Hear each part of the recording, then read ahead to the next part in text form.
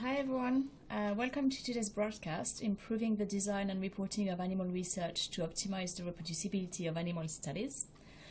I'm Nathalie Percy-Dussert from NC3Rs, and I'll be your moderator for today's event. So we have a few important announcements before we begin. So this webcast is designed to be interactive, and we encourage you to ask questions during the event. You can submit questions by typing them in the Q&A box, which can be found by clicking on the green Q&A button at the lower left of the presentation window, and we'll try to answer as many questions as we can.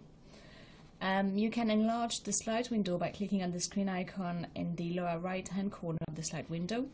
And if you have any technical problems viewing or hearing this presentation, please click on the support button at the top right of your presentation window, or submit your problem through the green Q&A button lower left.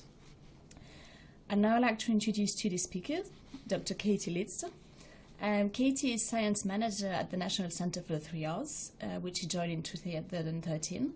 She works with the Research Management and Policy Group and leads a variety of projects in the office, including the ARRIVE guidelines, which she's going to talk about today. Prior to this, Katie obtained a PhD in neuroimmunology and worked as a postdoctoral researcher at Queen Mary University of London on multiple sclerosis. So I'll now turn it over to Katie for our presentation. Okay, thank you very much, Nathalie. And thank you for joining us today. I'd also like to thank the organisers for giving us the opportunity to speak to you today a bit more about what we do at the NC3Rs and the resources we have available. So today I'm going to concentrate on the design and reporting of animal research and how by improving these you can optimise reproducibility of animal studies. Specifically, I'll be focusing on the ARRIVE guidelines, why these were developed, how they were developed, and how they're used in the scientific community. And then I'll also spend a few moments talking about the EDA, which is a new experimental design assistant that we've recently launched. So firstly, if you're not familiar with the NC3Rs, or the National Centre for the Replacement, Refinement and Reduction of Animals, we are a UK organisation based in London, but we work nationally and internationally and lead on the discovery and application of new technologies and approaches to replace, reduce and refine the use of animals in scientific purposes. So we use the 3Rs as a framework to support science, innovation and animal welfare in the UK and abroad. We work with the scientific community, including research funders, academia, industry and regulators. If you'd like to find out more about what the NC3Rs does and what some of the projects we fund, please do visit our website. And I also suggest that you may like to sign up to our monthly newsletter. This newsletter gives you the latest updates on 3Rs research, any events or publications coming from the organisation. So what is it that NC3Rs does? So one of the main things we do is we fund 3Rs research. We do this in a traditional manner with project grants and pilot grants and strategic awards, where we provide funding to create new models, tools and approaches for the 3Rs. We also have an innovative research funding scheme called CRACIT, which is an open innovation call which aims to commercialise 3Rs approaches. We also nurture tomorrow's leaders, so the early career researchers, by providing 3Rs fellowships and studentships.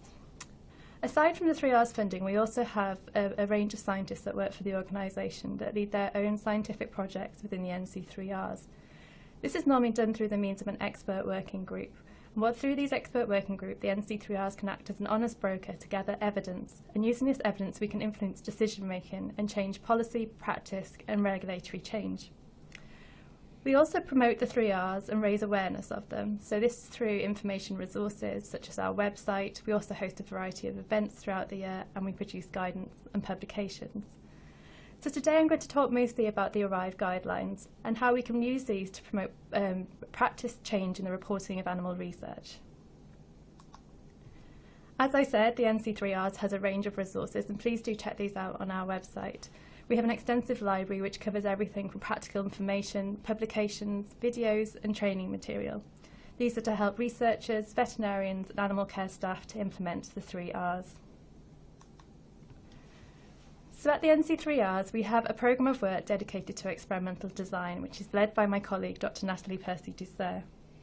Appropriate experimental design, analysis and reporting are key means of minimising the use of animals in research. And we have two key tools which you can use to help you with this. We have the ARRIVE guidelines, which are called the Animal Reporting Research in Vivo Experiments, and EDA, Experimental Design Assistant. So as you know, this talk is in the stream for reproducibility in animal research, and I'm sure this issue will come up quite a few times in the talks this afternoon. You may have seen some of these headline-grabbing articles about low reproducibility in animal research that have hit the scientific literature and also the mainstream media.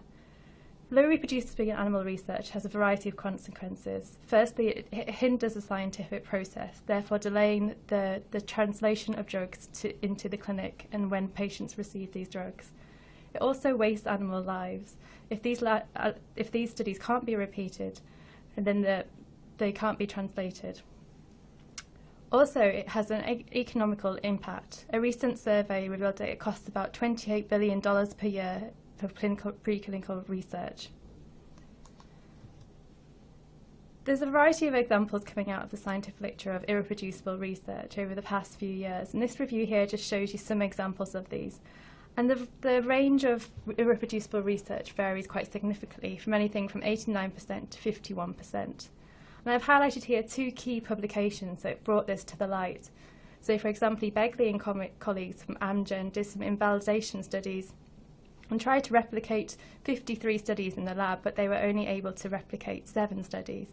Not only did they just use the reporting in the manuscript, they were also in touch with the researchers themselves, and they were still unable to reproduce the majority of these studies. Also, this other article by Prinz and colleagues from Bayer did a similar approach where they looked at in-house validation of projects and also found out that way over 2/3 of these could not be repeated in their labs. So this isn't on its own. The NC3Rs have done a series of some work around this as well. So in 2009 we carried out a survey which at the time was the biggest survey of its kind. We looked at over 270 papers of UK and US publicly funded animal research in rats, mice and non-human primates. And we looked at the quality of the design, the analysis and the reporting in these studies. And what we found is with experimental design, only 12% of publications reported randomization and 14% reported blinding. That means that the majority of these papers have made no attempt to reduce subjective bias. Also, sample size justification was missing in all of these publications. Looking at statistical analysis, only 70% of these publications fully described the statistical methods and presented these with a measure of variability such as standard deviation or standard error. This may seem quite high, but that means that 30% of these studies didn't show how they analysed their results. And finally, looking at the reporting of studies. So a lot of the characteristics of the animals that were used in the studies were missing, and only in 59% of cases were all 3 important pieces of information provided, which were the hypothesis, number of animals, and characteristic of animals. So from this survey, we found that there was key areas for improvement. So the first area for improvement was looking at the reporting of animal research, and this is where we set up an expert working group. This working group consisted of scientists, statisticians and journal editors, and together they developed the ARRIVE guidelines, which are a checklist of 20 items containing key information necessary to describe a study comprehensively and transparently. We worked with research funders and scientists and road tested these, and these were published in PLOS Biology in 2010. You can use the ARRIVE guidelines to ensure that reproducibility of animal research and avoid unnecessary animal use. So what do the ARRIVE guidelines look like? This is an overview of what the items are, and as you can see, they're listed in chronological order of how you would go through a manuscript. So everything from a title to the abstract, the introduction, so the background of why you chose the species and your objectives that you set out for your study, through to methods such as study design, so did you take steps to reduce bias such as blinding and randomization, how did you carry out the study, and some characteristics of the animals.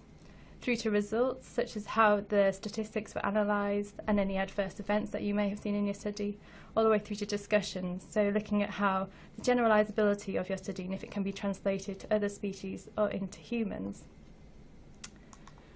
However, you can also think of the 20 items broken down into 3 main groups. As I said, all 20 items are important for reporting and studies, and all are really important for reproducibility. But we can break this down a bit further into what they're important for and why you should include them in your study. So the first theme is internal validity. So these are items that are required to assess how robust the results are. So as I said, things like how animals were allocated to groups and statistical methods and how the number of animals was arrived at. And then for reproducibility, these are items to describe information necessary for you to go away and to repeat that study. So how was the study done? What was the methods used? Where were the animals kept? And looking at their cages. And also any adverse effects. The third group of items is for context and scientific relevance. So these are items to provide context and scientific relevance of the study to allow the study to go through the peer review service. So these are really important things to know, such as the background to your study and your objectives, all the way through to the translation of your study. As I said, all 20 items are required to maximise information published and to minimise unnecessarily animal use. So I'm just going to go a bit further into some of those items and explain a bit more about why they're important to report in your manuscripts, and also provide you evidence where it is possible to support this. So first of all, looking at study design, we looked at blinding. So blinding is a research strategy that you can do to keep people who conduct, assess and analyse the data unaware of the treatment allocation. So this study here was a systematic review of animal models of multiple sclerosis, and they categorised them into two groups. They had non-blinded studies and blinded studies. And as you can see here from the non-blinded studies, the effect size was about 41%. However, in blinded studies, the effect size was reduced to only 30%. Therefore, that studies are not blinded overestimate treatment efficacy. You also see a similar picture when we look at allocation of animals. So you can use randomisation to minimise selection bias and reduce systematic differences when allocating animals to different treatment groups. In the same study, the authors split the studies into non-randomised studies, and these had an effect size of 42%. However, in randomised studies, the effect size was only 21%, only half of the effect size of non-randomised studies. So there again, studies not randomised overestimate treatment efficacy. Moving on to reproducibility, so these items that are needed for you to go away and so you can replicate the study again. So one of the things that really needs to be reported is experimental procedures. This includes how you carried out your procedure, when, such as time of day, where did you carry out the procedure, such as in a laboratory or in a water maze, and why you chose that procedure. And this just shows you an example here of how the site of administration or sampling can have an effect on your experimental results. So in this study, they looked at acute inflammation in a mouse model, and they took blood samples from the facial vein and from the heart. And what they found was that the location of the blood sampling can have an effect on the cytokine concentrations and consequently the inflammatory insults. So you can see here that the IL-6 concentration in the facial vein is significantly lower than from the heart. Moving on to the animals that were used in the experiment, it's important to report what the characteristics were of the animals that were used. So things such as species, strain, sex, source of animals, and any genetic modifications in the genotype. You may have come across this one quite a bit in the literature, as the NIH have promoted a new policy to balance sex in cell and animal studies. In some animal studies, researchers choose to use only male mice due to the estrous cycle having effects on some experimental studies. However, the NIH have introduced new policies and funding calls to balance out the sex in animal experiments. For example, in rodent models of osteoarthritis, sex hormones can play a role in the progression of osteoarthritis. So males develop more severe osteoarthritis than females. And I think following my talk, there was someone else talking about how sex can be a huge variability in your experiments. And finally, moving on to housing and husbandry. So it's important to know the details of the housing and husbandry about how the animals were kept, such as the type of cage or housing, bedding material, the light-dark cycle and temperature, and environmental enrichment. So I provided an example here about the housing. So this was a group of mice that had a surgery to develop neuropathic pain.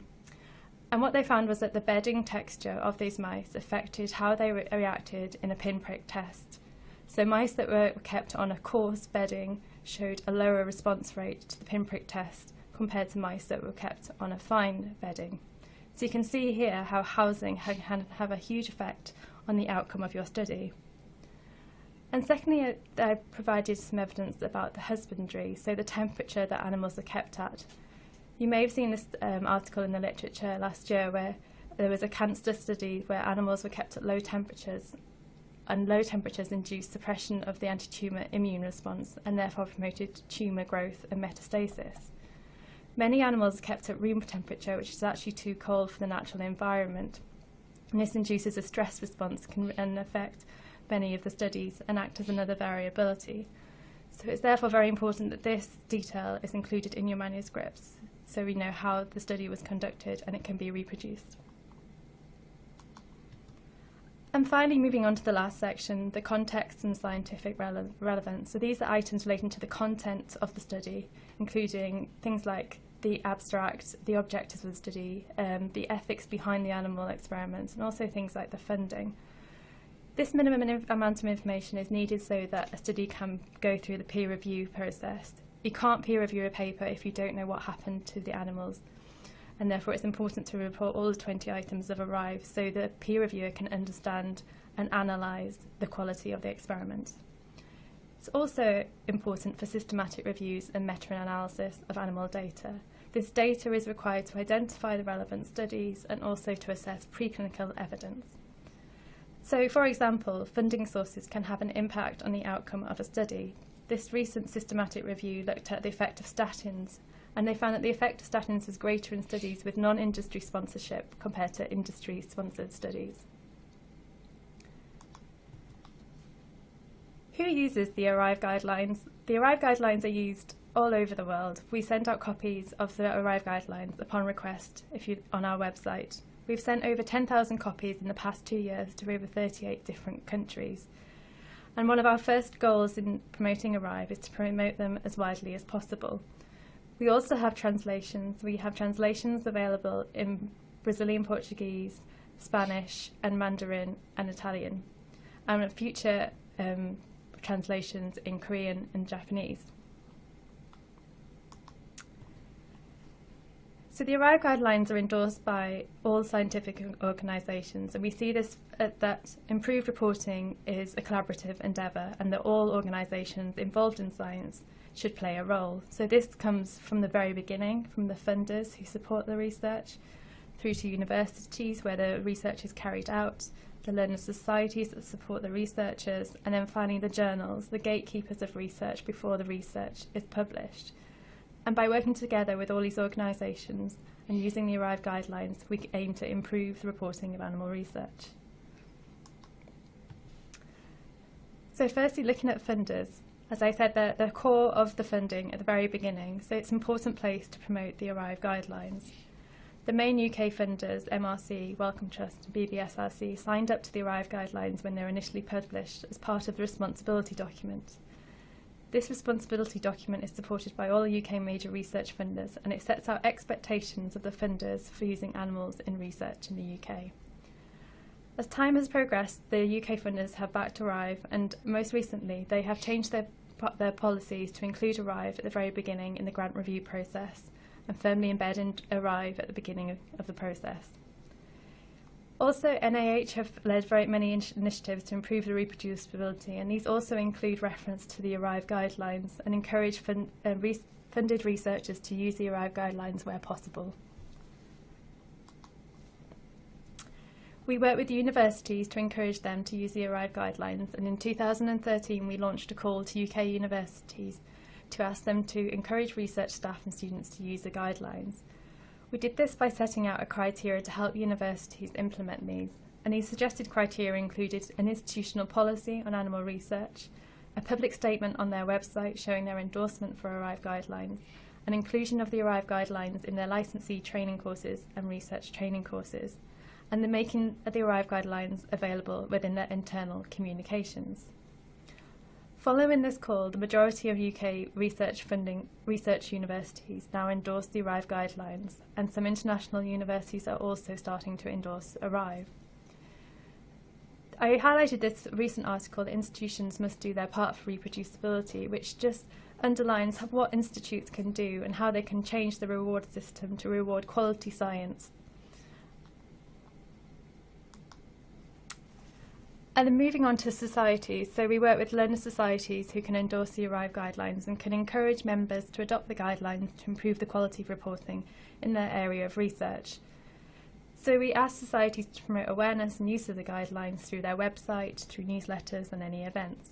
And we have over 25 societies that endorse the ARRIVE guidelines currently. In January 2015, FACEB, which is the umbrella organisation for about 30 US bioscience societies, released its publication on how they can enhance research reproducibility. And as part of this, there was a recommendation to improve reproducibility by including promoting awareness and use of the ARRIVE guidelines. And finally, we work with journals to endorse the ARRIVE guidelines. So we now have over 600 journals that endorse the ARRIVE guidelines. They do this by incorporating them into their instructions for authors or editorial policies and encourage their authors, peer reviewers and editors to use the ARRIVE guidelines. This week in Nature we were featured in the Nature Trend Watch, where you can see the surge in support for the study guidelines. So this shows the growing support over the years from 2010 to 2015, and you can see that 2015 was our biggest year yet, with over 150 journals endorsing the ARRIVE guidelines. If you'd like to see the full list of journals, these can be found on our website, but I've provided a few examples of some of the journals that endorse ARRIVE. However, we're seeing a new phase in journal endorsement where we're moving beyond endorsement and into implementation. And many journals have started to introduce policies to improve the reporting of animal research. So, for example, Nature and PLOS a few years ago introduced these editorials where they said they would change the policies to improve reporting. Methods they have adopted to do this include author checklists, removal of space restrictions for method sections to allow authors to report all the information, and also the availability of raw data. The ARRIVE guidelines are also available on our website as an ARRIVE checklist, and this can be quite useful when you're submitting a manuscript. You can submit the manuscript with a checklist, and this helps to show the peer reviewers and the editors where the information is contained within your manuscript. We have many resources available on our website to help support the use of the guidelines. As I said, there is a checklist which is available to download as a PDF or a Word document. We have translations in a variety of languages. We also have examples of how, in the literature, each item of ARRIVE has been reported. And we also have a presentation and speaker notes which can be used to disseminate the ARRIVE guidelines within your institute. And we send out Z cards upon request through our website. So how can you use the ARRIVE guidelines? They can be helpful when you come to design your experiment, and they can be useful to consult prior to the start of the study so you know what information to include in your manuscript. As I said, they're useful for writing manuscripts, and also for PhD theses and dissertations. And they can be very useful if you're reviewing manuscripts. They apply to any area of bioscience research where animals are used and can be used for comparative studies. So using the ARRIVE guidelines, you can help ensure that your research is transparent, is accurate, comprehensive, concise, logically ordered, and well written. So now we've dealt with the reporting of animal research, I'd like to touch upon the Experimental Design Assistant, which is a new tool that we have developed at the NC3Rs to improve the design of animal experiments. So this is a web-based tool which is composed of two components. There's a web-based app and then a supporting website. And this is aimed at in vivo researchers. It was developed in collaboration between in vivo researchers, statisticians, academia and industry, and software designers specialised in artificial intelligence. And this has been road tested by many researchers and statisticians. So the EDA offers a variety of benefits. The first benefit is that it gives you the ability to build a stepwise visual representation of the experiment, the EDA diagram. So what the EDA does is that you can use these building blocks like Lego blocks that we call nodes, and we'll put these together so you can see the experimental layout. And within each of these nodes you can add additional properties and further information. And by visualising your experiment as a diagram, this can be more explicit than looking at a text description. You can easily understand complex designs. The EDA also offers feedback and advice in your experimental plans. So behind the EDA there is a set of rules that are triggered in certain scenarios for experimental design, and this will provide you with further feedback and advice on how to improve your experimental design. There is dedicated support for randomisation, blinding and sample size calculations. So here you can see an example of how you can use the EDA to develop your sample size calculation. And then once this is being calculated, you can put this into the system and a randomisation report can be generated and sent to a colleague for blinding. It also offers practical information to improve knowledge of experimental design. So as I said, the web app is supported by a website which contains a wealth of information on experimental design, which is quite useful as a standalone as well as an addition to the EDA. And finally, the EDA improves transparency of the experimental plan and helps communication. So once you have developed your design, you can share this with collaborators and supervisors to ensure transparency of your experimental plan. I recommend that you go online, you give the EDA a go. If you'd like further information, we do have a range of video tutorials that are available on our website which can help you get started with the EDA. And finally, to conclude, I have talked today about two key resources that the NC3Rs have developed to improve the design and reporting of research using animals. So I spoke about the ARRIVE guidelines and how using all 20 items of these guidelines can be used to help improve animal reporting. And then finally, I've touched upon the new experimental design assistant, which can be used to develop your experimental design and improve the design. And finally, if you'd like any further information, please do visit our website where you can download the ARRIVE guidelines and request further copies, or please do get in touch with me and I'll be more than happy to answer your questions. And also keep in touch, sign up to our monthly newsletter which provides the latest updates from the NC3Rs. And thank you for listening. Right, thank you for that great presentation. So before we get started on the question and answer session, I'd like to remind our audience how to submit questions. So you can submit questions by typing them in the Q&A box, which can be found by clicking on the green Q&A button at the lower left of the presentation window, and we'll try to answer as many questions as we can. So our first question is, so I noticed that most universities have endorsed the ARRIVE guidelines are in the UK. If a university in the US wants to sign up, how would they go about it? Okay, so if a US university would like to sign up, it's very much a similar criteria. We could help you embed the ARRIVE guidelines within your research training programs. We could share information about how the UK universities have approached the use of the ARRIVE guidelines. Obviously, there is a slight difference in how universities run in different countries, but we could, depending on how your institute runs, help you to embed these in your programs. And I'd be more than willing, if you wanted more information, just to get in touch. All right, we've got another question here. 600 journals have signed up to the ARRIVE guidelines, but how do you know that reporting is actually improving? Okay, so it might take a while to find the evidence that improved reporting is a result of the ARRIVE guidelines. We are working closely with journals on this subject, so we are co-funding a project to look at the effect of using the ARRIVE checklist and to see if this improves the reporting of animal research. But I think it will take a time for the evidence to emerge if the ARRIVE guidelines are having an effect on improving reporting. Okay, don't think there's any more questions for the minute. Maybe we could wait another 10 seconds and see if anything else comes in.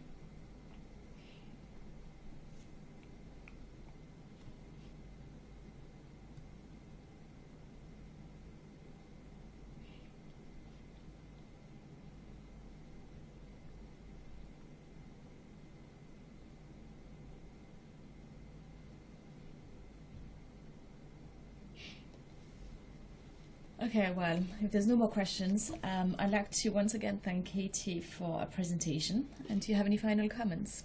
I'd just like to thank you for joining us today, and I hope you have a good evening or morning wherever you are. All right, so today's webcast will be available for on-demand viewing until August. And you'll receive an email from LabRoots alerting you when this webcast will be available for replay. And we invite you to forward that announcement to your colleagues who might have missed today's live event. See you next time. Bye.